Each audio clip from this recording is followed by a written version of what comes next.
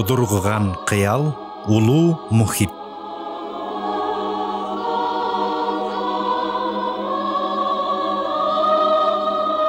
Чыгармачылыктагы Туу чоку дүйнөлүк 100 мыкты кинолордун катарына кирген Кара шашуусунда атылган ок менен Болот Шамшиев Атбай кыргыз журтуна зор сыймык жана улуу табылган алып келди.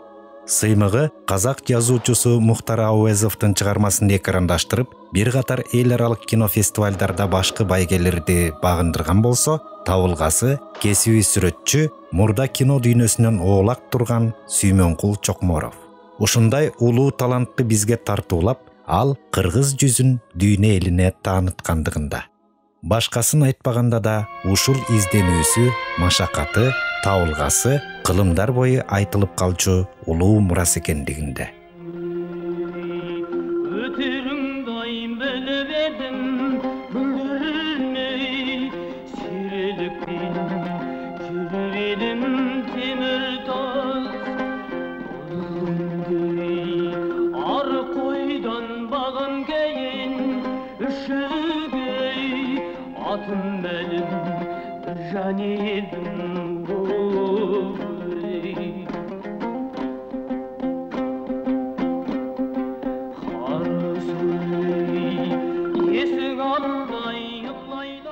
Чокморовду киного даярдоодо, актёрдук кесипке машыктырууда 5-6 айлап таалим берип, анан көркөм кеңеште бул кинодо сүрөтчүнү башкы каарманга тандаганыңдын өзү чоң жаңылыштык.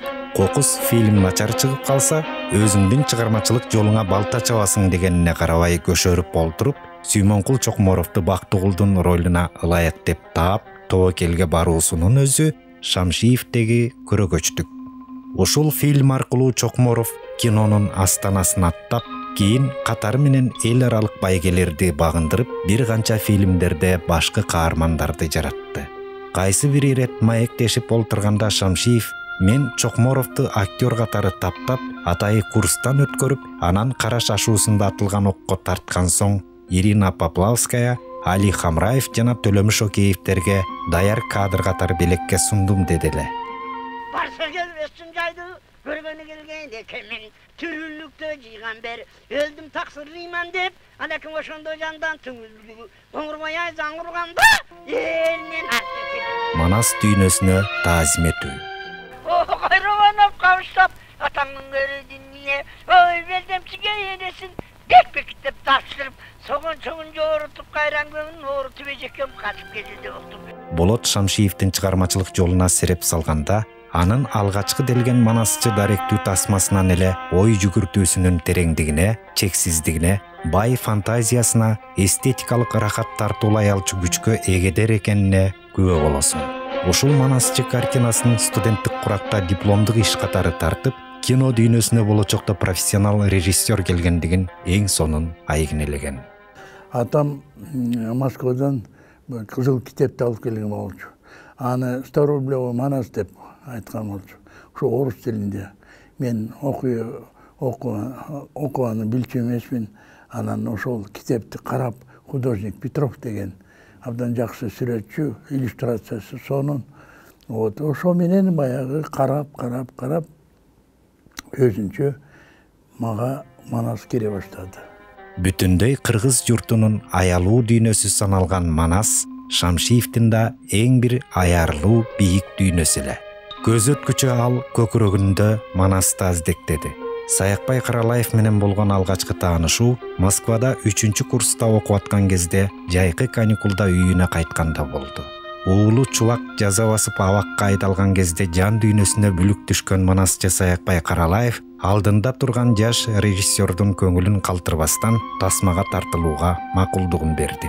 Жаш режиссер да алдыда тартыла турган фильм аркылуу Манас дүйнөсүн көрүүчүгө терең жеткирүүнү көздөп, манасчынын ички дүйнөсүнө терең сүңгүдү. Режиссер ушул эмгек аркылуу Манас ааламынын каалгасын ачты.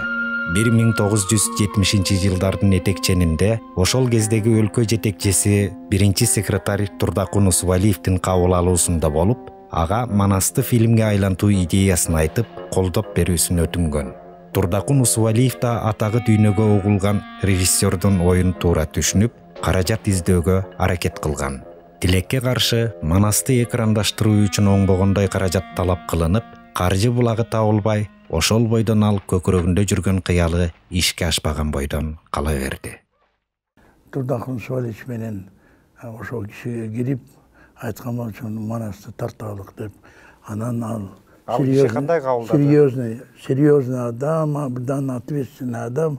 Ал менден сурады, вот канча каражат керек дегенде мен айттым, мүмкүн 5 миллион рубль. Баягы совет заманда бул чоң акча болчу.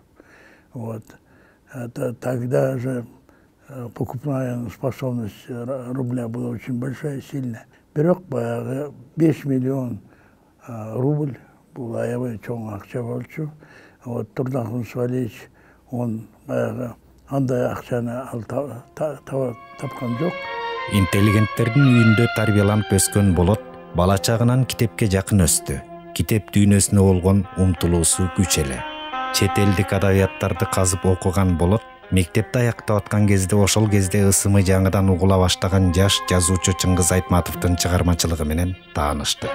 Дүйнөлүк адабиятты окуп, ага каныккан Шамшиев кайсы бир ирет медицина илимдеринин кандидаты, кесиби врач энеси Авина менен сөз ортосунда талашып тартыша кетет. Сөз адабият туурасында жүрүп, кыргыз жазуучуларынын чыгармасы анчейин кызыктырбай турганын айтат. Ошондо орусча тарбияланып, орусча оюн түшүндүрүп көнгөн уулу Болотко энеси кыргыз адабиятынан да кабардар болуун керек. Азыр бизде Чыңгыз Айтматов деген мыкты жазуучу пайда болду. Аны сөзсүз окуун керек дейт. Ошентип гезиттердин бирине сандан санга жарыяланып аткан бетме-бет повестин окуп баштап, чыгарма аны өзүнө оп тартып кетет. Келечекте кино тарта турган болсом, дал ушул бетме-бет боюнча тартам деп сценарий жазууну көздөйт. Калың дептерге чыгарма боюнча жазган алгачкы кол жазмаларын алып, атасы акын Төлөн Шамшиевке жазуучу Айтматов менен тааныштырууну суранат. Айтматов менен болгон алгачкы таанышуу 1958 жылдын күз айларында өттү. В 1958 году меня познакомил мой отец, писатель, поэт, фронтовик Төлөн Шамшиев. Вот. И можно так даже выразить, что я вытащил свой счастливый лотерейный билет, когда я встретился с Айтматовым. Дал ошондон кийин Айтматовдун чыгармалары болочоктогу режиссердун зор сүйүүсүнө айланды. Мектепти аяктап, кыргыз фильмде үн режиссердун жардамчысы катары эмгектенип, андан кийин Москвага бүткүл Союздук кинематографисттер институтунун режиссура бөлүмүндө Александр Сгуридинин классынан сабак ала баштайт. Бирок ортодо Айтматовдун фильмин белгилүү режиссер Лариса Шепитко экрандаштырып, фильмде башкы каарман Кемелдин ролуна студент Болот Шамшиев тандалып алынат. Ушул фильмге катышып атып окуусу үзгүлтүккө учурагандыктан кийинки жылы даңазалуу режиссер Сергей Герасимовдун классынан билимин улайт. Айтканыңы. Ишиңизди баары сыйлашат. Сиз күчүрмөнсүз. Бирок элге айбанча мамиле кыласыз.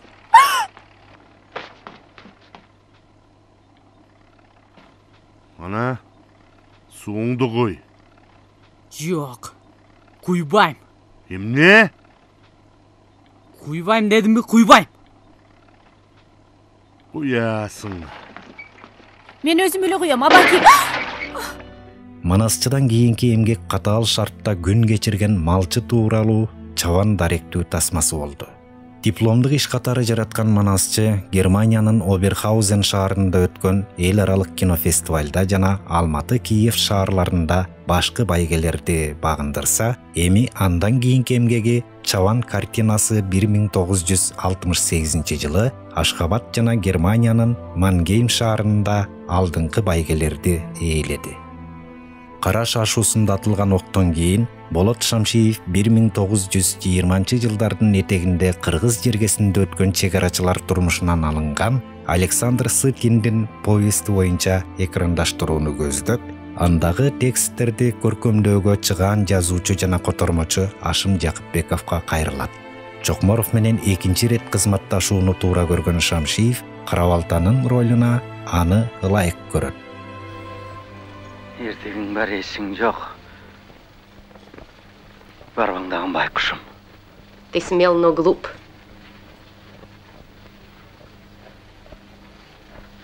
Кайселин бар сенин? Я. От имени какого народа ты говоришь? Твой народ умер. Понял? И его не воскресить. Хоть кричи, хоть плачь.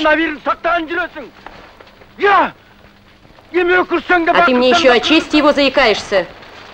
Дурак. Дал ошол 1971-жылы Болот Шамшиев Ысык көлдүн кызгалдактарын экрандаштырып атып, жазуучу Чыңгыз Айтматовдун Ак кеме повестин окуп, жогору баа берет да чыгарманы тартууну ичинен кыялдана баштайт. Ак кемени тартуу үчүн жетекчиликке кайрылып, бирок каржы жагы чечилбегендиктен бош олтурганды сүйбөгөн Шамшиев 1974-жылы Айтматовдун дагы бир чыгармасы Асма көпүрө боюнча сүйүү жаңырыгы тасмасын экрандаштырып атып, Асылбайдын ролун аткарып аткан театрдын жана кинонун артисти Бакирдин Алиевке көз чаптырат. Ак кемедеги Момунчалдын ролуна Бакирдин Алиев аткарса кандай болот деп ойго атат. Сүйүү жаңырыгынан соң акыры көптөн күткөн тилеги ишке ашып, Ак кемени тартууга киришти.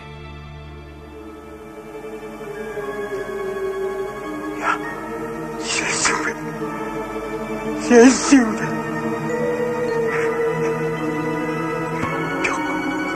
Çok pencereli. Allah'ım.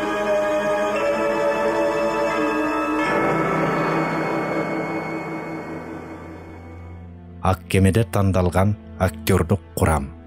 Андагы бала Нургазы Сыдыгалиев, Момунчал Асанкул Куттубаев, Тажал кемпир карыз Сайра Күмүшалиева, Согончогу Канабаган Бекей, Найзира Мамбетова.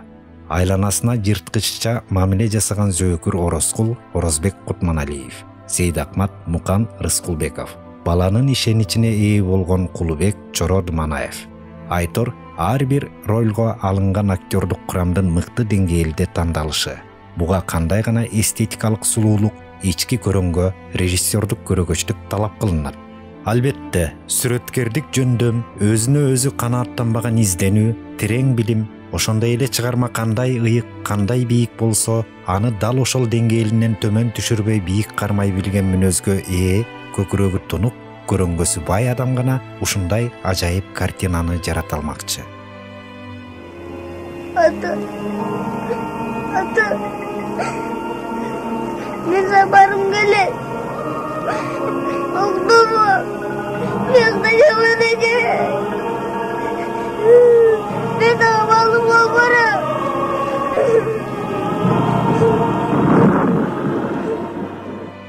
1978-жылы Айтматовдун чыгармаларына кайрадан кайрылды. Ошол эле жылы режиссер Артык Сүйүндүков менен бирдикте Талип Ибраимовдун сценарийи боюнча эл арасында картинасын жаратса, күзгү суук, кышкы аязда калып эрте келген турналарды тартам деп ден соолугуна оңбогондой оор салака келтирди. Эрте келген турналар 1979-жылы экранга чыкты.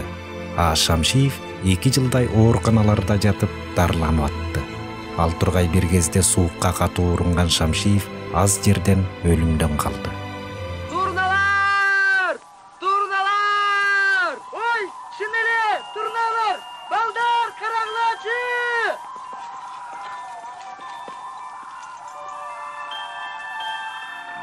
Айлап ооруду, жылдап ооруду. Казак жергесине барып калып, ички иштер органында иштеген калемгерлик жөндөмү бар Эркин Абишевдин колунан кызыктуу чыгарма көрүп дароо арбалды. Чыгарманы өз алдынча оңдоп түзөп, андан кино жаратуу үчүн Эркин Абишев менен бирдикте Көл өрөөнүндө эс алып сценарий жазды. Фильмди казак фильмден тартууну максат кылган Шамшиевди казак боордоштор колдобой, өз жериңен барып тарта бер дешти. Айла жок, сценарийди кыргыз жергесинде өтө тургандай кылып оңдоп жазып чыкты да 1982-жылдын күзү фильмди тартууга кирише баштады. 2 сериядан турган Бөрү зындан 1983-жылы калың журттун назарына коюлду. Вы нас? Да, вас. А в чем дело? Поселок оцеплен. Выходить за территорию дач строго запрещено. Возвращайтесь к себе. Да мы свои. Стойте, гражданин. Не велено. Ты что, парень, офонарел? Мы же такие тихушники, как ты, понимаешь? Тоже ловим беглого бандита. Куда? Предъявите документы. И вы тоже. Сейчас. Да пошел ты знаешь.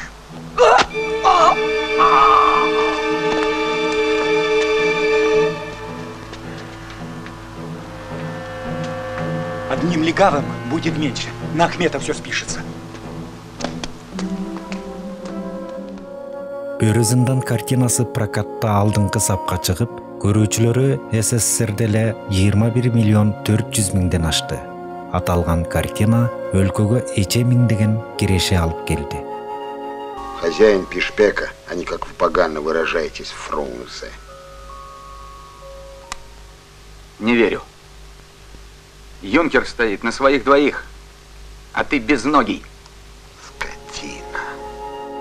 Чыгармачылыгы толкуп ташып турган кезде көзгө атардан кийин Фудзиямада кадыр түндү жаратып, Союз ураар алдында өзүн коомдук иштерге толук арнады.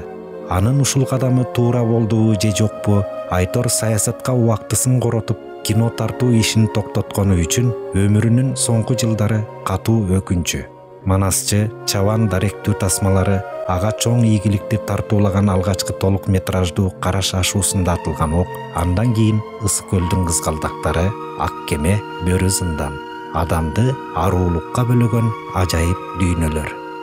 Анын арманы көкүрөгүнө батпай, балким менин акыркы тасмам болуп калар, мага мүмкүнчүлүк бергилечи. Эми жок дегенде Кожомкулду тартып, элиме бир чоң эмгек калтырып кетейин деп байма-бай айтты. Легендарлуу инсан Абдылда Исабаев тууралуу жазылган кинороман, Ак сүйүүнү даңазалаган сүйүү бии, Айтор бир катар чыгармаларды экрандаштырып жетишип калсам, болгон дараметимди, тажрыйбамды киного арнасам, мендеги билимди жаштар алып калса, атайы кино мектеп ачсам деп дегдеди. Бирок аттың. Анын үнүн эч ким укпады. Эч ким капарга албады. Наша беда заключается в том, что мы абсолютно не видим будущего. Всему виной, мына 27 жыл болду, биз эгеменде болгонубузга да, однозначно я могу твердо сказать, во всеуслышание, чтобы все слышали, наша беда, наше невежество. Билимсиз, чалдык үйдө иштеп, халтуранын мыкты үлгүлөрүн көрсөткөн, өзүлөрүн режиссер санашкан, мамлекеттин акчасын каалагандай калчашкан, аткаминерлер менен тыгыз алака түзүп алган уюшкан топту көрүп түтпөй кетчү. Ортодо ары урунду, бери урунду. Жан дүйнөсүнө бүлүк түшкөн сааттарда ак караны айра тааный албаган көкүрөгү көңдөйлөрдү көрүп жандан түңүлдү. Эле Сураныч, азыр окустан биздин президентибиз, биздин өкмөттүн башчысы көрсө ушу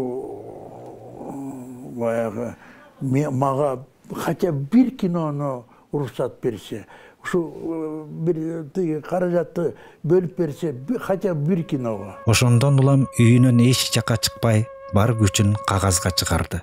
Бардык тарабынан тоскоолдуктарга туш келген Болот Шамшиев ден соолугунан жабыркады. Түн уйкусун бөлүп, бир катар чыгармаларды жазды. Аткаминерлер балким көкүрөгүмдө тынчтык бербей келген чыгармаларымды экрандаштырууга колдоо көрсөтүп калар деп үмүт артты. Бирок анын үмүтүнө суу себилип, эч ким таназар албады.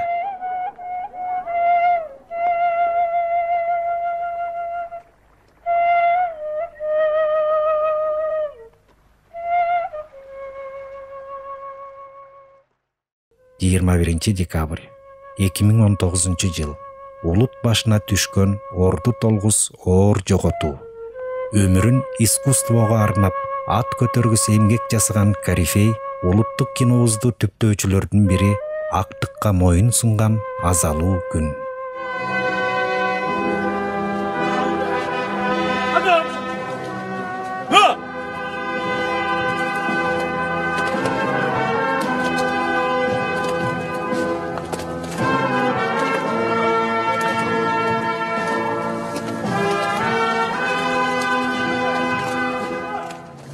Тирүүлүк менен кош айтышкан Болот Шамшиевдин экинчи өмүрү кыргыз турганда эми башталып, эмгеги менен эл эсине түшүп турары айныгыс чындык.